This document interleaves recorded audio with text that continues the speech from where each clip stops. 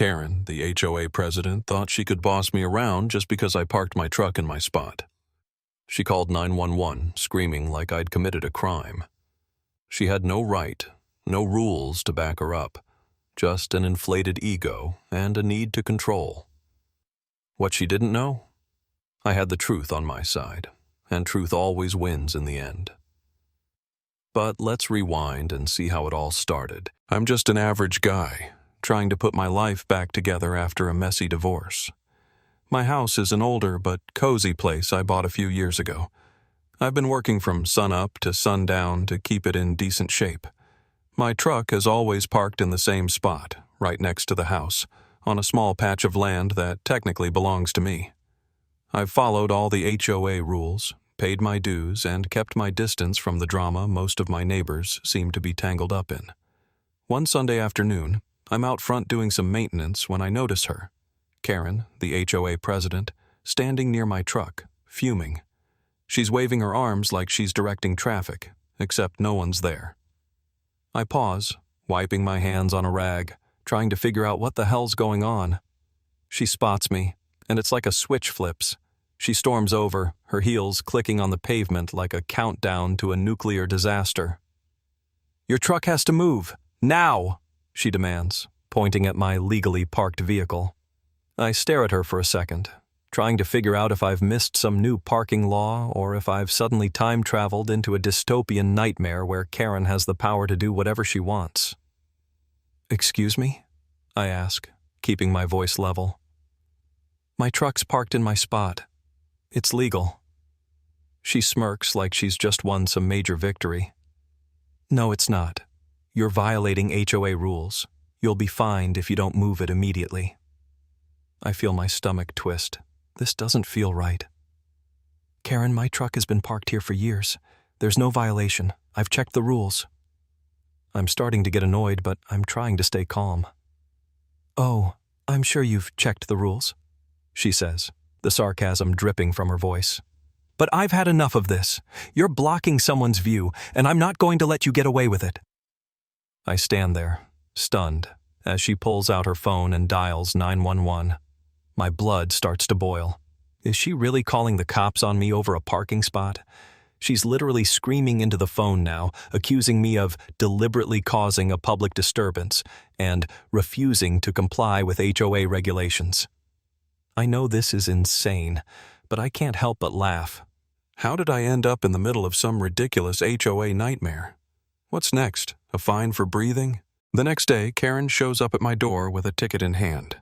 It's a $200 fine for parking illegally in my own spot. But that's not the worst part. She says I have to move my truck or face even higher fines. I'm fuming now. There's no way I'm going to let her push me around.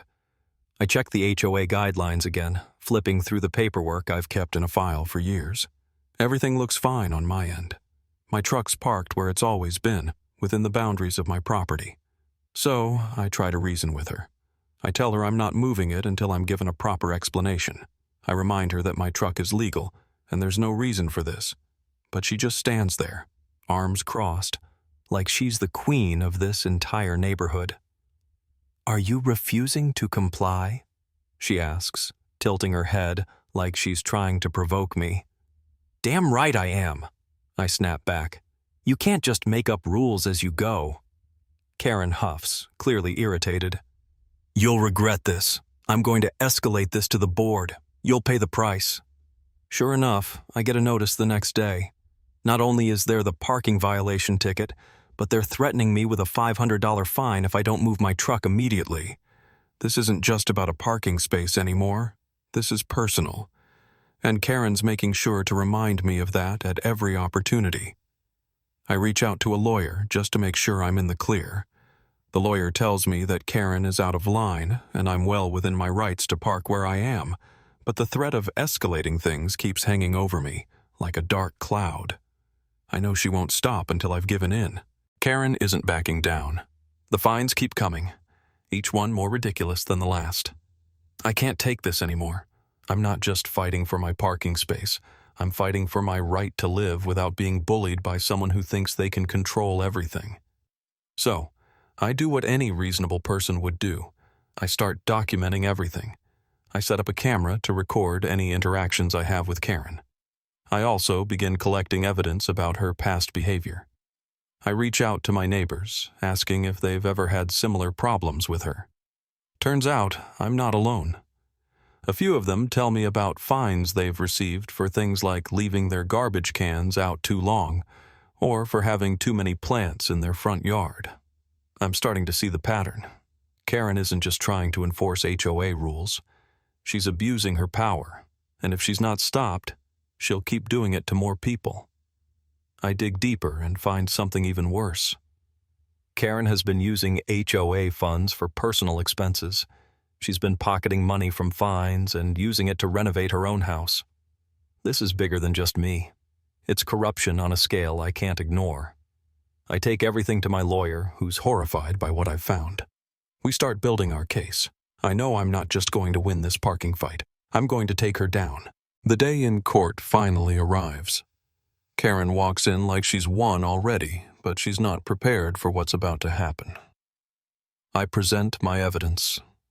The fines, the illegal documents, and most importantly, the recordings of her threatening me. The judge doesn't look too impressed by her attempts to defend her actions. Then, I drop the bombshell. I've got proof that Karen has been stealing from the HOA fund. The courtroom goes silent as the judge examines the evidence. Her face turns pale as she realizes that the walls are closing in. The judge rules in my favor. All fines are dropped. Karen is ordered to pay restitution for the HOA funds she misappropriated, and she's removed from her position as president. The neighborhood erupts into applause. Karen's humiliation is complete. But for me, this victory is about more than just winning a legal battle. It's about standing up for my rights and proving that even someone like her can't just bulldoze over others without consequences. And for the first time in months, I feel like I can breathe easy. My truck is still parked exactly where it was. The next time Karen comes around, it's not going to be me she's messing with. It'll be the law.